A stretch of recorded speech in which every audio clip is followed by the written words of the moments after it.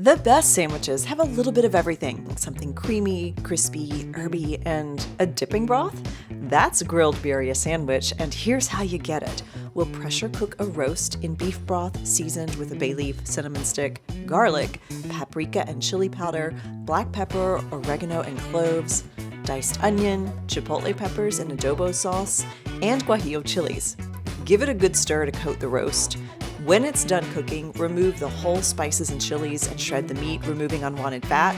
If you've got a grill fired up, brush olive oil on the bread and grill the bread for a crispy smokiness. Otherwise, a quick toast will do. Add the meat and give a healthy sprinkle of cotija cheese to bake into the meat. Top this with slices of tomatoes and avocado and a bright layer of fresh cilantro. You could stop there, or take that tasty cooking broth and make it a dip for your crispy grilled birria sandwich.